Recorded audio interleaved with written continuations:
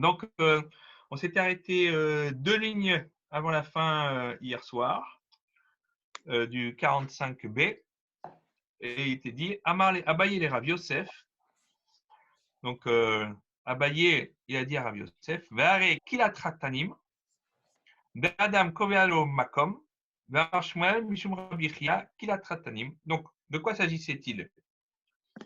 On nous disait que pourquoi est-ce que Rabba et Rav Yosef ont dit tous les deux qu'il était interdit de transporter une menorah, même s'il était éteinte le Shabbat, parce qu'un homme lui fixe un endroit stable. Et donc, c'est devenu interdit de le transporter à cause de cela. Alors, Rabba Abaye a dit à Rav Yosef, pourtant, Kilat Tanim, c'est quoi? C'est une espèce de lit pour les mariés.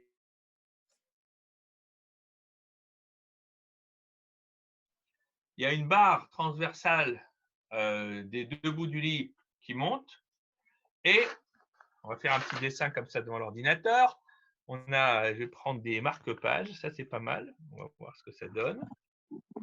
Moi j'ai ça. Ouais, c'est ça exactement. Ouais. Donc ça fait comme ça. Et il y a une barre comme ça. Je ne sais pas si on la voit. Voilà. Comme une sorte de petite tente. Voilà. Ouais. Et on nous dit que ça, à ce propos de Kilatratanim, on tourne la page, enfin on va la page de côté, même va Moudalef. Moutar, Lintota, on a le droit de déployer les draps dessus, puisqu'il y a juste une petite barre en haut qui soutient. Moutar et Farka le Shabbat, et on a le droit aussi de la démonter le Shabbat. Pourtant, c'est quelque chose qui a une place fixe, et malgré tout, ce n'est pas considéré comme Mouksé. Alors, la Gemara dit, mais Iachi, Maïtama de Rabbi Shimon ben Lakish Deshay. Dans ce cas-là, comment se fait-il que Rabbi Shimon ben Lakish permette de transporter une menorah qui est légère, donc le Shabbat? Et là, non, j'ai sauté une ligne. Et là, Marabaye, c'est autant pour moi, j'ai sauté une ligne. Et là, Marabaye, donc Rabbi Abaye a dit, Beshel Huyot. Il dit en vérité, il s'agit, dans le cas de Resh Lakish et Rabbi Yochanan, d'une menorah qui est en démontable. Huyot en hébreu, c'est une vertèbre. Et donc, quand on vous dit une vertèbre, d'ailleurs, c'est des vertèbres, c'est comme un jeu un Lego, comme ça, et vous formez tout, etc. Donc, c'est une menorah qui se démonte. Et malgré tout, les Chachamim ont interdit de la transporter de peur qu'elle tombe et qu'elle se démonte et qu'ils en viennent à la remonter à nouveau. Et donc, c'est comme s'ils faisaient un ustensile, un keli, le Shabbat. Alors, voilà, pour quelle raison Rabbi Shimon ben Lakish a-t-il permis de transporter une menorah légère le Shabbat? Il y a quand même cette crainte qui existe elle aussi, de la même manière que pour une menorah qui est plus importante. Maï Chuyot. Qu'est-ce qu'on veut dire quand on dit que c'est une menorah qui est à vertèbre, Chuyot? On veut nous dire par là, hein, qu'en Chuyot, qui ressemble à ça. Pourquoi? Des Behideki. Parce qu'il y a des sillons sur la menorah, c'est-à-dire Rachi traduit par des crans. Et donc, le fait qu'il y ait des crans tout autour, on a l'impression, pour un regard non exercé, qu'il s'agit d'une menorah démontable. Mais en vérité, c'est une menorah qui est d'un seul morceau. Et donc, la discussion entre Rabbi Yochanan et Resh Lakish, c'est de savoir est-ce que cette menorah, qui n'est pas démontable, mais qui peut apparaître comme telle vis-à-vis de l'extérieur, est-ce qu'elle est considérée comme interdite? Car, c'est pourquoi Huyot ben Gedola ben Ketana Asura letatela. C'est pour ça qu'une menorah qui est réellement faite de morceaux, donc qui est démontable, qu'elle soit grande ou petite, d'accord, qu'elle soit prenable à deux mains ou à une seule main, elle est interdite au transport d'après tout le monde, parce qu'il y a la crainte qu'on en vienne à la remonter de nouveau si jamais elle tombe et qu'elle se démonte. Gedoda, Nami de Behidaki. De la même manière, même si sur la grande, ce n'est pas une menorah démontable, mais qu'il y a simplement des sillons, des crans, eh bien, ça sera quand même interdit, d'après tout le monde, de la transporter. Xera, Atu, Gedola de Juliot. La crainte, c'est de peur que l'on ait la même attitude permissive avec une grande menorah qui, elle, serait réellement faite de morceaux, une menorah en Lego, quoi, plus que Lego, enfin, ouais, dans le genre. Qui pliguait, et donc le sens de la vraie discussion entre Resh Lakish et Rabbi Yochanan, Beketana Deiba Hidaki. C'est pour une petite menorah, donc qui se prend d'une seule main, et qui n'est pas démontable, qui a simplement un Hideki, c'est-à-dire ses crans, ses sillons dessus. Mar, d'après un maître, Rabbi Yochanan en l'occurrence, ça va Gazrinan. Il dit, on fait une xéra, c'est-à-dire que l'on prend une mesure conservatoire et on dit, c'est vrai, en l'essence, il n'y a aucun interdit concernant cette menorah, mais on a la crainte que s'il y a une menorah problématique dans la main, il va garder la même attitude permissive et il risque de contrevenir à l'interdit de la Torah. Donc, on interdit tous les usages. Et Mar, ça va, donc Gazrina. Et Resh Lakish, il dit non. On ne fait pas de xéra. On considère que cette menorah en l'état ne pose pas problème. On n'a pas de raison de l'interdire sans transport le Shabbat, de peur que l'on en vienne à transgresser un interdit avec une menorah problématique. Mais ce n'est pas la même. Alors maintenant, la Gemara, elle revient pour comprendre la position de Rabbi Yochanan dans Moussé. Au Miyama Rabbi Yochanan, est-ce que vraiment Rabbi Yochanan, il a dit cela? Rabbi Yochanan, alacha, qu'est-ce que la Mishnah? Rabbi Yochanan, il a dit que l'alacha, comme la Mishnah anonyme, et sans donc mentionner le nom d'Anamora, et donc l'alacha est comme telle, Utnan, et on enseigne dans le traité Kelim, dans la Mishnah, concernant la chaise à porteur, on a vu ça hier, Mochani Shela, donc la roue de cette chaise à porteur, Bisman Nishmetet, quand c'est une roue qui est détachable, eh bien, elle n'est pas considérée comme attachée à la chaise à porteur, et donc elle ne peut pas être comptée avec elle, sous-entendu, que si elle passe dans un endroit où se trouverait un mort, tout ce qui se trouve à l'intérieur de cette chaise à porteur, puisque c'est entouré de parois en bois fixes, eh bien, ce n'est pas considéré comme contaminé par la présence du mort, alors que la roue, étant donné qu'elle est détachable, elle n'est pas sauvée par la chaise à porteur, et donc elle est considérée comme contaminable par le mort qui se trouverait sous le même espace clos.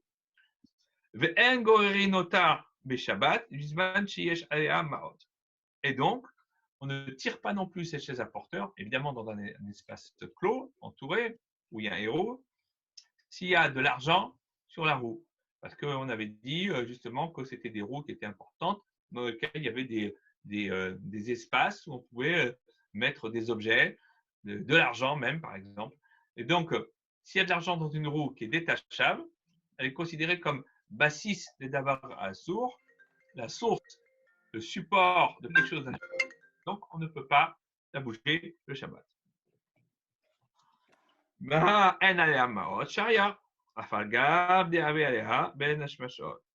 on dit, de là, on déduit, on voudrait déduire que s'il n'y a pas d'argent maintenant, il serait permis de pousser cette chaise à porteur, même s'il y avait de l'argent dans la roue, ben hashmashot, c'est-à-dire à l'entrée du Shabbat, au coucher du soleil. Et donc, cette Mishnah qui est enseignée de manière anonyme dans Kélim, elle pense comme Rabbi Shimon, qui considère que même si quelque chose d'interdit était présent Ben Hashmashot au moment de l'entrée du Shabbat, eh bien, même s'il n'est plus là aujourd'hui, maintenant, pendant Shabbat, il n'est pas interdit pour la durée du Shabbat. Et donc, comment peut-on dire que Rabbi Yochanan pense comme Rabbi Yehuda, qui lui considère que la règle de Mouksé existe? Amar Rabbi Zera, la Gemara répond, voilà ce que dit Rabbi Zera. Te Mishnah Tenu. Notre Mishnah, elle va s'expliquer ainsi. Parce qu'on veut nous dire par là que s'il n'y a pas d'argent, elle est permise, cette roue, à l'usage. Chez eux, voilà, Marot, le Kolbenash Machot. Mais qui te dit que c'était parce que l'argent n'était pas que là maintenant? Ça veut dire simplement que l'argent n'était pas là à l'entrée du Shabbat. Et donc, s'il n'était pas là à l'entrée du Shabbat, il n'y a jamais eu d'interdit. Et donc, cette roue, elle n'interdit pas l'usage de la chaise à porteur pendant Shabbat. Chez le Rabbi Yochanan. Et donc, on est obligé d'expliquer comme ça, dit Rabbi Zera, pour pas casser les propos de Rabbi Yochanan, pour pas qu'il n'y ait pas de stira, de contradiction dans ses propos. Encore une preuve supplémentaire concernant les règles de Moussé. Amar Rabbi Yoshua ben Levi. Donc, Rabbi Yoshua ben Levi est un Amora d'Eretz Israël. Pamachat ala Rabbi les Diospera ve Ora bemenora Rabbi Shimon ben Ner. Donc, Rabbi Noah Kadosh, le rédacteur de la Mishnah, une fois a été à Diospera. C'est le nom d'un lieu dans le nord d'Israël, en Galilée. Ve'ora, et il a enseigné la halacha, bemenora, que est Rabbi Shimon ben Ner, comme Rabbi Shimon pour la lampe. Donc, sous-entendu, il a dit qu'on avait le droit de la transporter pendant Shabbat. Alors, les élèves de l'Yeshiva, ils se sont posé la question. Est-ce que Rabbi Yoshua ben Levi, il veut dire Ora ben Menora qui Rabbi Shimon ben Ner, l'Etera? Est-ce que ça voudrait dire que Rabbi, il a enseigné comme Rabbi Shimon pour la Menora, comme pour la lampe qui a été utilisée et qui est éteinte, qu'on a le droit de la transporter pendant Shabbat? On dira, ou peut-être. Ora ben Menora de Isura. Il a enseigné Rabbi qu'une Menora qui a des crans, des sillons, est interdite au transport, de peur que l'on en vienne à permettre l'usage d'une menorah qui se démonte, et Ve'che Rabbi Shimon Bener, l'Etera.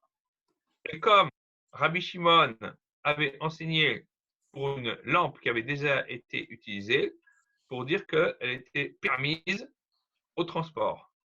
Et donc, on ne sait pas trop sur quel pied danser, on ne sait pas ce qu'a voulu dire vraiment Rabbi, et résultat des courses, Tekou. Tekou, c'est une formulation classique dans la Gemara qui est l'acronyme de Tishbi.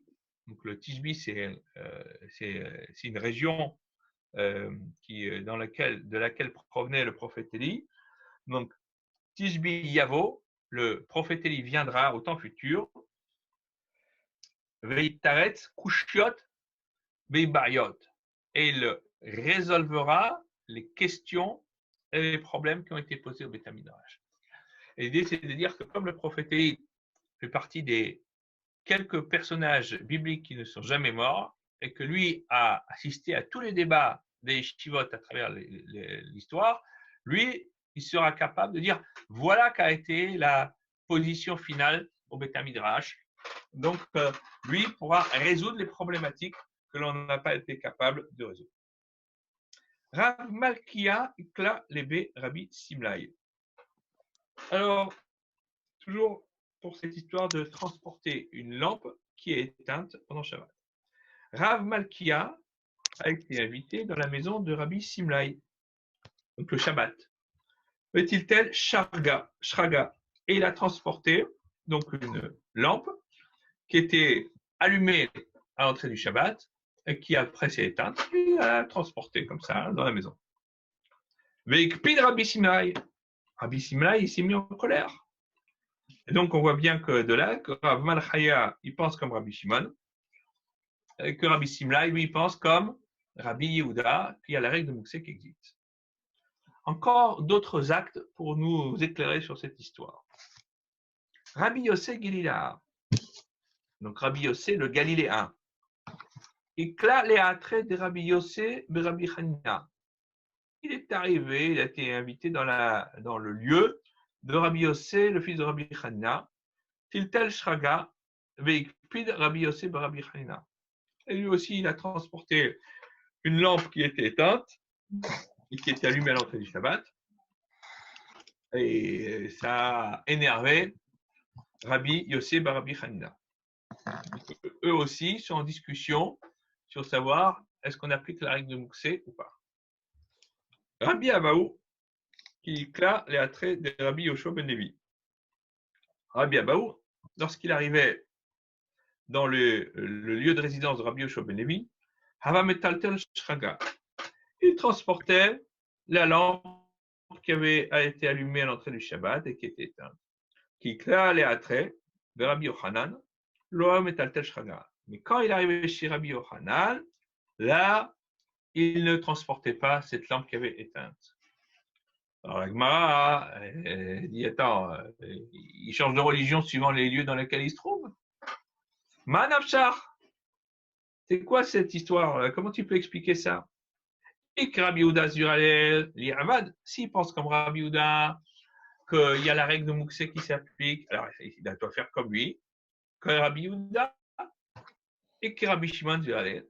Mais s'il pense comme Rabbi Shimon qu'il n'y a pas la règle de Mouksé qui s'applique, l'Iravad, que Rabbi Shimon, il n'a qu'à faire comme Rabbi Shimon. Donc, avoir une attitude cohérente en tout temps et en tout lieu.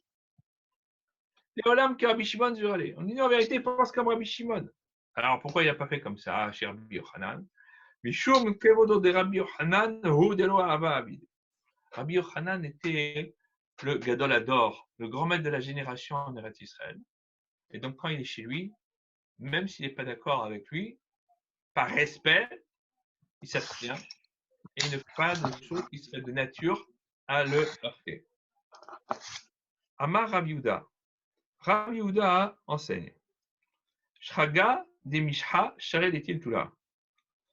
Une lampe donc en argile, à huile, on a le droit de la transporter le Shabbat après qu'elle ait été éteinte, comme l'opinion de Rabbi Shimon. De Nefta, donc le Neft, c'est-à-dire l'ancêtre du pétrole. Daniel, comment ça s'appelle ça en bon français? Le naft. Le naft? Comment? Un combustible Ouais, c'est est avec ça qu'on sur le faisait le pétrole. feu grégoire. Et, au Moyen-Âge, on utilisait ça, on appelait ça les feux grégoire. Mais c'est ça, c'est le naft. Les Romains aussi ont utilisé ça. Ça vient de la poix. De? De la poix. Oui, ça peut venir de la poix. La poix, ah oui. La poix POIS. Ouais. Oui. POX? On va voir ça après. Mais je crois qu'il y a aussi une version où on peut avoir ça à partir des dérivés du pétrole. Parce Ouais, que je ça pense. existait en Babylonie. Évidemment, la Babylonie, c'est l'Irak actuel, donc l'Irak et l'Iran, donc des régions pétrolifères. Mais on entend. Donc, on nous dit que Assur est altéa, on n'a pas le droit de la transporter. Pourquoi? Parce que ça sent mauvais. Et donc, le Shabbat, il n'y a aucune raison de pouvoir le permettre à l'usage. Et donc, dans ce cas-là, même Rabbi Shimon considérera que c'est mouxé. Parce que déjà, la lampe en argile à huile, c'est poisseux, c'est crasseux, il faut dire les choses comme elles sont. Donc, on dit c'est un peu dégueulasse. C'est mouxé mechamat mius. On n'a pas tellement envie de l'utiliser. Alors, si c'est une lampe à pois ou à huile huile à pétrole, ça va dégager des odeurs nauséabondes. Et donc, c'est sûr que, à plus forte raison, même ceux qui sont permissifs trouveront que là, franchement, c'est trop pour pouvoir être utilisé le Shabbat. Rabba et Rabbi Yosef, de Amret Tarbayou. Rabba et Rabbi Yosef qui ont dit tous les deux, de Nafta, la Mishari de Taltula, celles qui sont on va dire à poids, on a permis de les transporter. Et entre parenthèses, dans la Gemara, on nous dit des oil vechazel et hasod mana. La raison, c'est parce que on peut couvrir avec un objet. Donc, c'est un usage, même à minima. À cause de ça, ça ne serait pas moussé. On va voir plus tard de quoi il en ressort.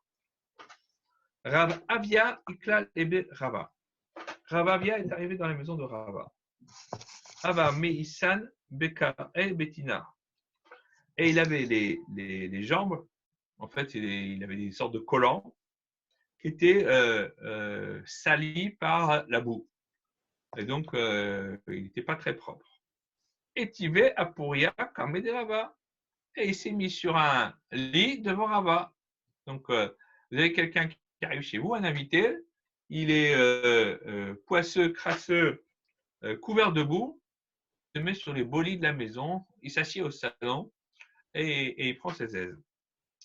Et puis de Rava, il n'a pas apprécié, et il a trouvé ça modérément poli, parce qu'il est en train de me salir mon lit. Bah, et ça aurait. Alors, il a voulu lui faire prendre conscience qu'il s'était mal comporté. Donc, il a voulu un petit peu l'embêter. Alors, Rava, il a commencé à poser des questions pour mettre Rabbi Avia. Rav Avia. Alors, il a dit Rava Avia. Maïta Amal Rabba Rabbi Yosef d'Amret Tarbayou Ushraga de Nafta Nami Mesharet Tatoué. Pour quelle raison Rabba et Rabbi Yosef ont dit qu'une lampe à poids, on a le droit de la transporter? Rav Avia, il le dit, oh, il parce qu'on peut couvrir avec un ustensile, donc c'est un usage, ça n'est pas moussé. Rabba, il a posé une autre question. Il a dit,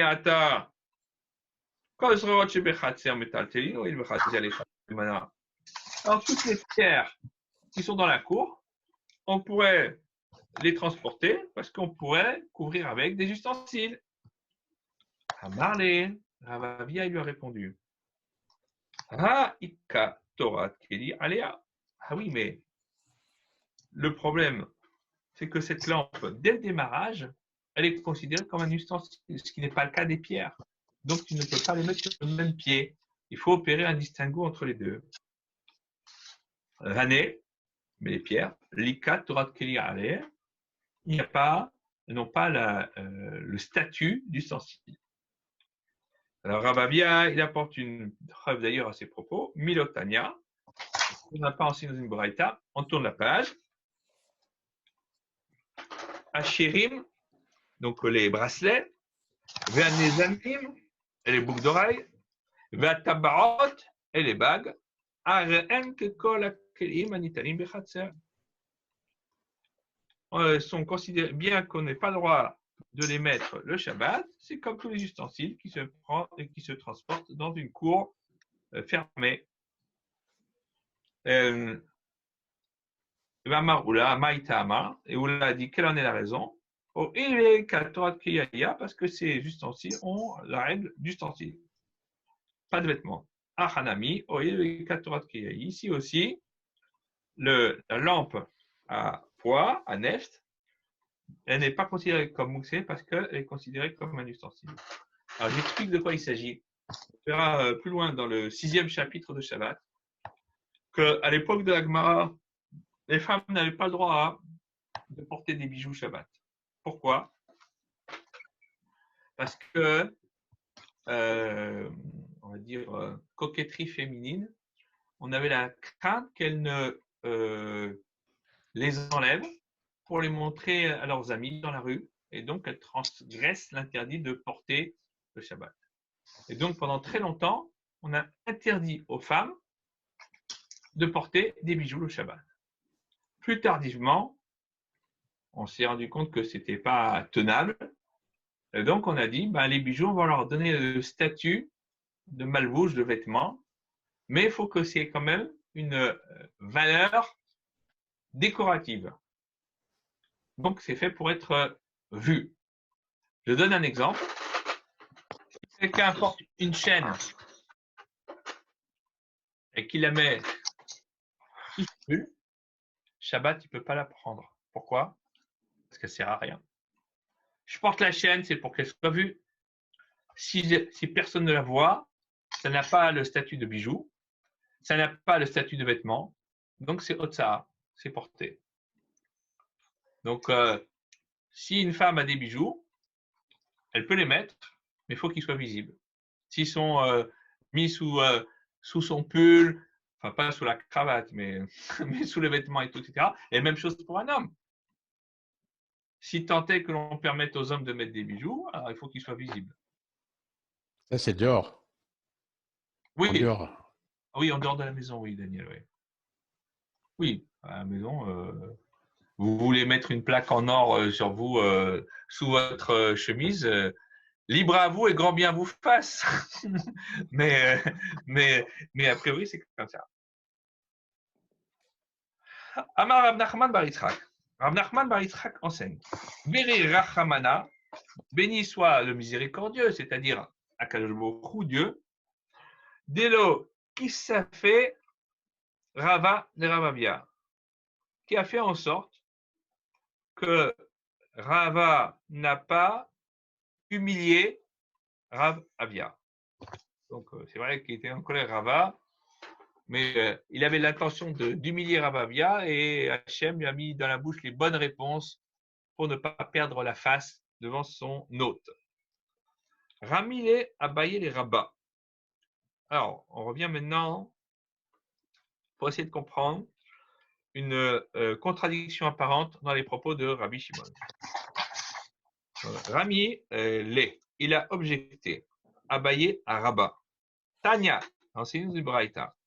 Motar Hashemen Shebaner Shibakara Asur.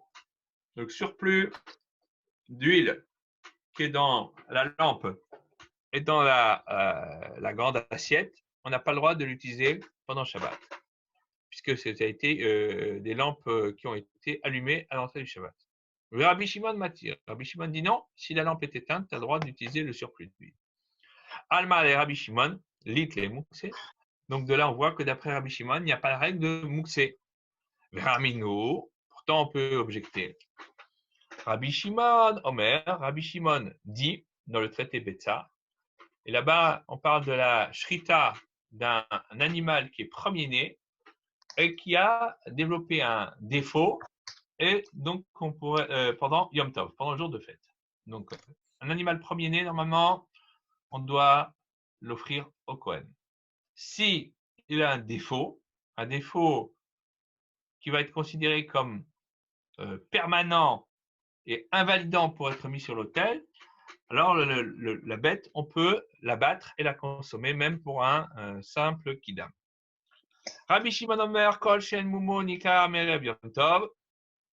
Si le défaut de la bête n'était pas visible avant Yom Tov, Enze Minamochan. Ce n'est pas considéré comme une bête qui était préparée pour la fête, et donc elle est interdite à l'abattage. Parce que on considère qu'à l'entrée de Yom Tov, eh bien, on n'avait pas l'intention de la manger, puisque c'était une bête qui était Bechor, première année.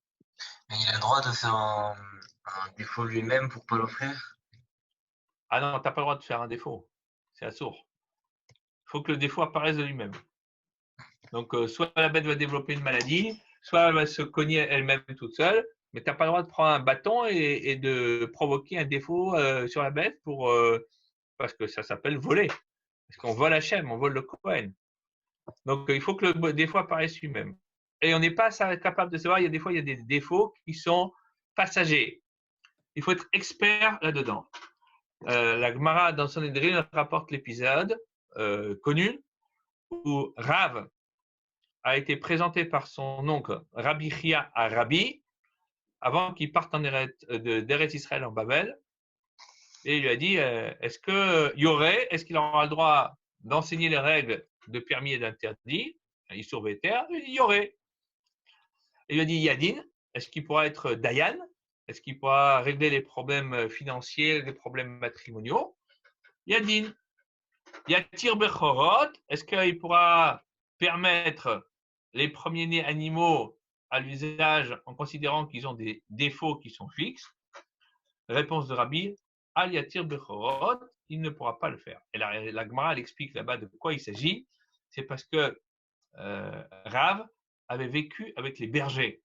Donc, il avait développé un savoir et un savoir-faire exceptionnel, une expérience qui faisait qu'il était capable de voir des choses que même un maître, un Rav de grande envergure n'était pas capable de voir.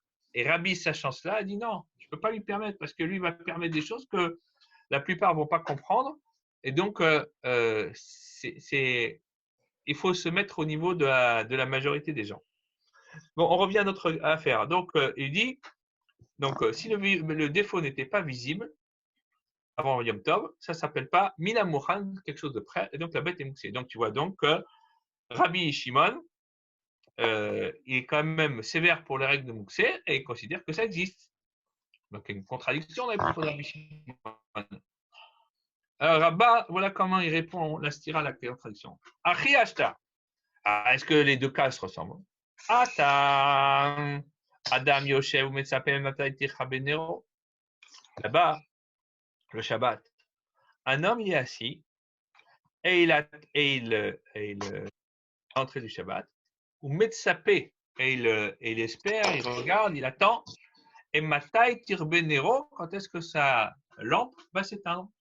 Et quand la lampe va s'éteindre, il prend la lampe et il va utiliser l'huile pour son usage personnel, pour faire ses salades. Ah, mais ici, concernant le Bechor, la bête première-née, Adam Yoshev ou Metzapé Matai Paul Bomum. Est-ce qu'un homme, il peut s'asseoir à l'entrée du Yom Tov et dire quand est-ce qu'il y a un défaut qui va tomber? Certainement pas. Même Aramar, il va se dire lui-même Mi-Emar de Nafil Bemouma. Qui va te dire qu'il va y avoir un défaut le jour de fête? C'est une chance sur 1000. Même si Emar de Nafil Bemouma, quand bien même il va y avoir un défaut qui va apparaître. Mi-Emar de Nafil Bemoum Kavoa. Qui va te dire que c'est un défaut fixe, définitif qui va apparaître? Peut-être ça va être un défaut provisoire. Pendant 2 jours, 3 jours, une semaine, la bête sera de nouveau apte à être mise sur l'autel. Donc, elle va garder son statut de Becha. Et quand bien même tu voudrais dire qu'il va y avoir un défaut fixe qui va tomber sur cette bête, qui va te dire que tu vas trouver le Chacham, le sage, qui va être capable d'être Yatir Bechorot, qui va être capable de permettre cette bête première-née à l'usage profane. Donc, il y a énormément d'inconnus dans cette affaire. Et donc, comme il y a énormément d'inconnus dans cette affaire, on ne peut pas compter dessus pour penser que la bête va être permise. Et donc, Rabbi Shimon, fatalement, va dire, OK, la lampe à huile, elle va s'éteindre, c'est une évidence. Donc, quand elle va s'éteindre, je vais pouvoir utiliser l'huile qui reste pour mon usage personnel.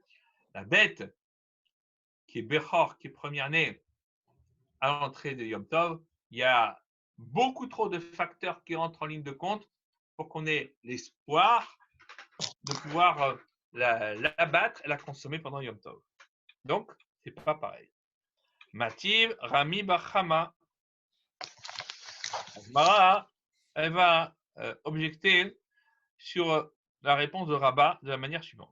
Rami Bachama rapporte une Mishnah, quasiment à la fin du traité Shabbat, où il est dit là-bas, Mefirim Nedarim Beshabbat. On peut délier des vœux le Shabbat. Venish Alin Nedarim Shen Etzorech Shabbat. Et on peut là aussi demander à être défait de vœux pour les besoins du Shabbat. Et donc, on voit de là qu'après que le mari il ait défait le vœu de son épouse, elle a le droit de consommer une nourriture dont elle avait fait le vœu de ne pas profiter. Ve'amai, et pourquoi? L'imam Yemar de Miniska Klebal, qui te dit que le mari va être d'accord de défaire le vœu de son épouse le Shabbat. c'est un droit que la Torah lui donne, hein, entre parenthèses. Et étant donné que la femme, elle tient pas, elle compte pas dessus, alors et que cette nourriture va rester pour le Shabbat, et donc c'est sûr qu'elle s'en est totalement détachée. Donc par exemple, elle a dit je ne veux plus manger de poisson. Elle a fait du poisson le vendredi et il reste beaucoup de poisson. Et maintenant, qu'est-ce qu'elle fait avec? Elle ne va pas le manger pendant le Shabbat. Alors le mari dit bon écoute, je t'annule ton vœu. Peut-être qu'elle s'est dit mais son mari va peut-être pas être d'accord. Il va dire tant pis pour toi. Alors peut-être qu'il va rester mouxé ce poisson, cette nourriture va rester mouxée, même si le mari il a annulé le vœu. Atam, là-bas, concernant l'annulation des vœux, nous dit la Gemara, que des Rav Pinchas. La raison est comme celle qu'a donnée Rav Pinchas, Mishmé de Rava au nom de Rava. Mais Amar Rav Pinchas, Mishmé de Rava. Et Rav Pinchas a dit au nom de Rava, Kol anoderet, toute femme mariée qui fait un vœu, ad ba'ala inoderet. C'est pas très féministe, mais c'est on va dire, c'est une opinion tranchée. Dire que toute femme mariée, lorsqu'elle fait des vœux, elle sait qu'elle dépend du bon vouloir de son mari qui peut, s'il en a envie, s'il le souhaite, lui annuler son vœu sur place. Tashma, de la déduit, on peut délier un vœu qui sont pour les besoins du Shabbat pendant le Shabbat. Et pourquoi? L'imam qui te dit qu'il y aura un rave qui va lui un sage qui va lui permettre le vœu. Et peut-être que la nourriture va devoir rester mouxée même après que le vœu ait été délié. Atam, là-bas, concernant l'annulation des vœux, même s'il n'y a pas un rave qui peut lui délier le vœu, d'accord? Sagale Bishosha Idiotot. La règle est que pour les vœux, ça suffit de prendre 3 kidam, 3 idiototes, qui vont lui délier le vœu. Et donc, il y a toujours un moyen de trouver 3 kidam. Vous prenez 3 juifs dans la rue.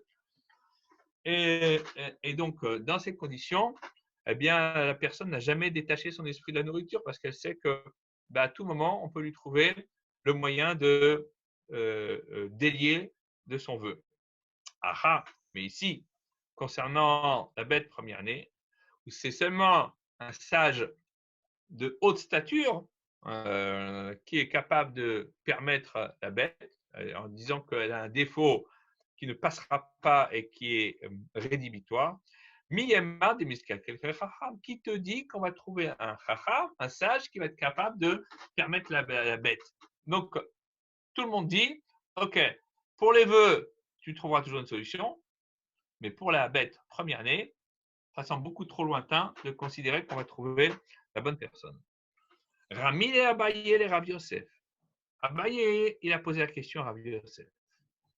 Mi amar Rabbi Shimon kaveta mutar letaltea. Kafta in. Lo kafta lo. Est-ce que Rabbi Shimon, il a dit dans la braïta qu'on a vue un peu plus haut, quand il dit qu'on a le droit d'utiliser une lampe seulement après qu'elle se soit éteinte, est-ce qu'il a dit kafta mutar letaltea, que quand elle s'est éteinte, on a le droit de la transporter? Donc de là, on déduit kafta, elle s'est éteinte in, oui, on a le droit de la transporter. Lo kafta, mais si elle ne s'est pas éteinte, lo, c'est interdit de la transporter. Maïta ama, quelle en est la raison qu'on n'a pas le droit de transporter une lampe avant qu'elle ne s'éteigne? Il semblerait que c'est la crainte, elle vient du fait qu'on a peur que Dilma, peut-être, Bahad et Denakitle kafta, que parce qu'au moment où il va prendre la lampe, elle va s'éteindre. Et que c'est lui qui aura provoqué cette extinction de la lampe, elle aura transgressé l'interdit de kibouy, d'éteindre, qui est l'interdit de la Torah, le Shabbat. Et donc, c'est pour ça qu'on dirait, on va attendre que les choses soient terminées et après, on pourra la prendre d'après Rabbi Shimon. À Shaminane, les Rabbi Shimon, on entend d'après Rabbi Shimon, Léamar qui a dit, Davar Shen Mikaven Mutar, que quelque chose qui n'est pas intentionnel, c'est permis. Les Tanya, on enseigne dans une braïta, Rabbi Shimon dit, Goer Adam, qui c'est Mita Besafsal, Ubilvad Shelo Yitkaven Larasot Charitz. Donc, un homme a le droit de traîner chez lui le Shabbat, qui c'est une chaise, Mita, un lit, le Safsal, on va dire aujourd'hui un canapé ou un salon, et sur le sol. À l'époque de la Mishnah et de la Gemara, la plupart des sols, c'était des sols en terre battue. Donc, pas des sols en dur comme aujourd'hui. Et donc, la crainte qui est, c'est que quasiment ipso facto, qu'est-ce qui va se produire? Eh bien, il va y avoir un sillon qui va se faire dans le sol. Alors, on va dire, alors est-ce que c'est interdit? On dit non, parce qu'il n'a pas l'intention de créer ce sillon. Le sillon va se faire, mais lui, ça ne l'intéresse pas. Ce qui l'intéresse, lui, c'est de transporter ces objets de la vie quotidienne. Alors, Yosef, il explique, il répond, chaque fois qu'il a l'intention de faire quelque chose pour lequel il y a un interdit de la Torah, comme par exemple éteindre une lampe en la transportant, même quand il n'a pas l'intention de transgresser, Gaza Rabbi Shimon. Rabbi Shimon, il a mis des barrières et il l'a interdit. Donc, je transporte la lampe alors qu'elle est allumée. Il y a une crainte forte qu'en la prenant dans la main, je risque de provoquer l'extinction de la lampe. Donc, de transgresser un interdit de la Torah. Dans ce cas, même Rabbi Shimon dit, on reste tranquille et on n'y touche pas. Par contre, Midera Banan, si la crainte c'est de transgresser un interdit d'ordre rabbinique, chaque fois qu'il a l'intention de faire l'action, alors il transgresse un interdit des Chachamim, Kilo Mikaven. Par contre, quand il n'a pas l'intention de transgresser cet interdit rabbinique, Shari Rabbi Shimon, et Khatrila. Rabbi Shimon, il permet a priori d'effectuer cette action. Donc, pour transgresser l'interdit de faire un trou, il faudrait avoir, nous disent nos maîtres, des ustensiles spécifiques, une charrue, un socle de charrue. J'ai un socle de charrue et je le balade dans le sol, ben oui, là je vais faire un sillon interdit par la Torah. Mais moi je prends mon lit, il est lourd, et je le tire, je n'ai pas du tout l'intention de creuser une tranchée avec. Je vais juste tirer mon lit. Ah, peut-être, il va y avoir un sillon. L'omit kaven, je n'ai pas cette intention-là. Donc, c'est permis a priori d'après Rabbi Shimon. Il objecte à propos du traité Kilaim. Moche kesut, mochin kedarkan. Donc, on parle de vendeurs de vêtements. Ils vendent des vêtements sha'atnez, c'est-à-dire tissés de lin et de laine, dont le port, P-O-R-T, est interdit à tout juif, mais on a le droit d'en tirer profit et on le vend à des non-juifs. Donc ils sont marchés, kedarkan, comme ils ont l'habitude. Et comment ils font? Eh bien, ils les portent. Donc, à l'époque, il n'y avait pas de mannequin. Donc, comment on faisait pour montrer la beauté d'un vêtement? On le porte. On prend une robe ou une chemise, mais ça n'existait pas, ou une toge, ou ce que vous voulez, ou une tunique, et on la met sur soi.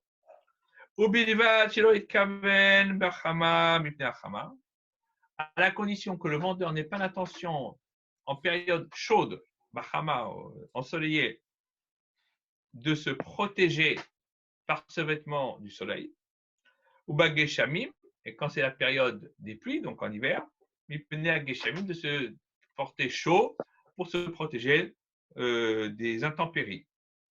Beat No'in, et les gens qui sont d'une grande élévation spirituelle, Mafshilin Bemakel, ils tendent les vêtements sur un bâton derrière eux.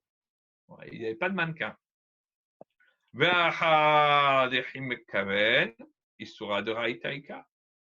Ah, pourtant, tu vois bien, s'il a l'intention de se protéger du soleil en été ou de se protéger des intempéries en hiver en portant un vêtement shatnez, il transgresse un interdit de la Torah.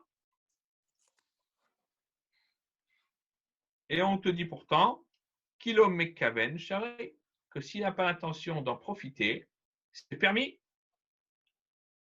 Rabbi Shimon, il le permet. Les chatrila, a priori. Donc, on voit bien qu'il y a une contradiction dans ce qu'on a dit, puisque, a priori, on voit que Rabbi Shimon permet a priori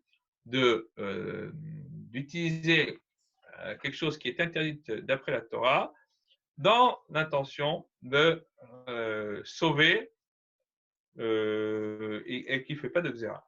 Et là, Rava, donc comment est-ce que Rava sauve l'affaire? Alors, c'est la ligne, c'est la page d'après. Et on nous dit Anach lener, shemen uptila. Alors, et le marasé, bah si, c'est d'avoir un sourd. Rabbi Shimon, il est d'accord que pour la lampe, l'huile et la mèche, ils seront mouxés. Pourquoi? Parce qu'ils sont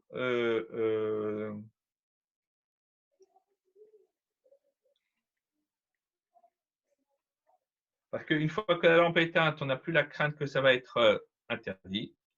Et donc, d'après Rabbi Shimon, pourquoi est-ce qu'ils sont interdits? Oui, c'est parce que chacun d'entre eux, la lampe, l'huile ou la mèche, sont devenus des Boraïta. Et là, Rava. Donc, Rava nous dit, donc, après que Rava il a expliqué, il a repoussé l'explication de Rabbi Yosef, il explique lui-même la raison de Rabbi Shimon, qui dit qu'il est interdit de transporter la lampe le Shabbat au moment où elle est allumée, bien qu'il n'ait pas l'intention de l'éteindre. Et Rava, alors voilà ce que dit Rava. Et Rabbi Shimon est d'accord qu'il faut les interdire, la lampe, l'huile et la mèche, au moment où ils sont allumés et qu'ils seront mouxés pour lui. C'est d'avoir les sourds, parce qu'ils deviennent la base de quelque chose d'interdit, c'est-à-dire la flamme. Et donc, on n'a pas le droit de transporter la lampe au moment où elle est allumée, même si on risque de transgresser l'interdit de la Torah. La raison, c'est parce que dit Rava, c'est parce que c'est devenu la base de quelque chose d'interdit. Voilà. Et on va passer à autre chose. Yomer, par le biais d'un micro, et il veut acquitter les autres de leur obligation par ce biais. Il faut qu'il puisse l'entendre, même sans le micro. On l'a dit ça hier. Ouais. Et a posteriori, qu'ils n'aient pas eu la possibilité, et a posteriori, quand il n'y a pas eu la possibilité de l'entendre sans le micro, et ils ont quand même eu l'intention de l'écouter, ils devront refaire l'omer sans bracha. Parce que là, on rentre dans un problématique de safek brachot. Maintenant, celui qui entend la bracha du omer par la radio, même si il l'entend en direct, ça c'est important. Il ne s'est pas acquitté de l'obligation de la bénédiction. Même si celui qui fait la bénédiction à la radio n'a pas l'intention de l'acquitter, parce que ça ne s'appelle pas d'avoir entendu quelque chose de quelqu'un qui en a l'obligation. Mais simplement, c'est comme si on avait entendu ça du bois et de la pierre. Et malgré tout, on peut répondre Amen quand on entend la bracha en direct, pas en enregistrement ultérieur, mais en direct, même s'il y a une petite interruption de quelques microsecondes, quoi. Comme on l'a déjà expliqué. Et s'il a eu l'intention de s'acquitter par le bruit de la radio, alors il devra refaire la bénédiction sans refaire le compte sans bénédiction. Les décisionnaires, ils se sont penchés sur cette question d'écouter une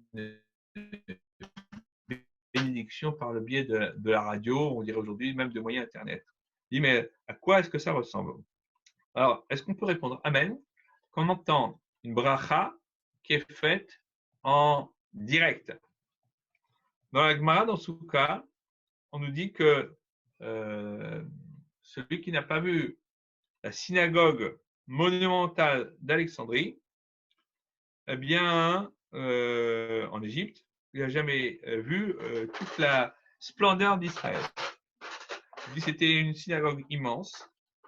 Et comme il y avait des milliers de personnes qui pouvaient rentrer dedans, et il y avait des chaises en or pour les sages, et tout un ensemble de décorations phénoménales. Mais vous comprenez bien que les gens n'entendaient pas les bénédictions dans la synagogue. Alors, comment ça se faisait? Il y a ce qu'on appelait Chazan HaKnesset, c'était sans doute un administrateur, on dirait, ou quelqu'un qui était dedans, qui avait des foulards dans la main, et quand il fallait dire Amen, il agitait les foulards, et tout le monde savait qu'il fallait dire Amen. Il y a les foulards jaunes pour Amen, les foulards rouges pour Baruch Hu Baruch Shemo, etc. Alors la question se pose, mais comment est-ce qu'on peut faire ça? Parce que normalement, si on n'a pas entendu le Amen directement, c'est considéré comme un Amen Yetoma, un Amen orphelin. L'opinion de Rashi, c'est de dire que c'est que quelqu'un qui n'a pas entendu la bénédiction, mais il a entendu que l'on dit Amen, et lui, il reprend comme ça aussi. Alors, ça s'appelle un Amen orphelin. Mais il dit, mais dans le cas de la synagogue d'Alexandrie, c'est pas exactement ça, parce que on sait de quoi il s'agit, on sait de quelle bénédiction il s'agit, et on sait pourquoi on répond Amen. Mais on n'entendait pas la voix de l'officiant.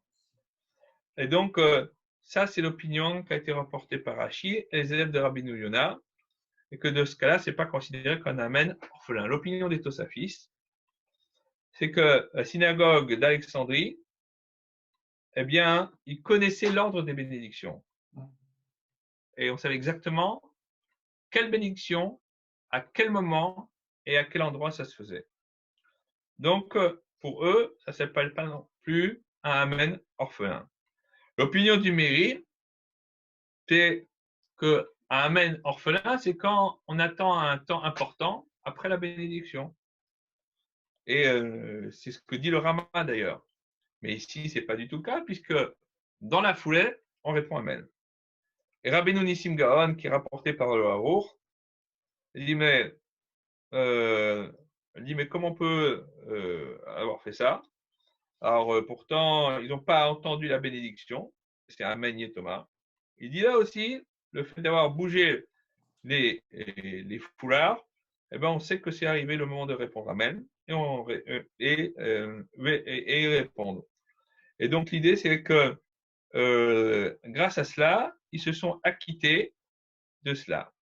Donc, l'idée qui ressort ici concernant la radio ou les moyens électroniques, c'est de dire que dans la mesure où on sait de quoi il s'agit et que on entend la personne, quelquefois même on la voit, ça ne peut pas être considéré comme un Amen Yetoma. Donc, on peut répondre Amen, on peut répondre un Baruch Hu Baruch Shemo, mais il faut par contre qu'il y ait un nombre suffisant de personnes qui le fassent. Par exemple, on ne pourrait pas faire un office par le biais d'un Zoom parce qu'on n'est pas dans le même espace. Et ça, c'est une obligation qui est fixée par le Shulchan Aruch. Mais par contre, on peut répondre Amen à une personne qui est présente en face et qui fait une bracha. Et si vous entendez une bracha par le biais du téléphone, vous pouvez parfaitement répondre Amen si vous savez de quoi il s'agit. Il y a, vous entendez, il va manger une pomme, Vous entendez ça, vous dites Amen, il n'y a pas de problème. Alors, il y a un petit hiatus de temps qui va se produire, mais ce n'est pas grave, c'est quand même valable. Allez.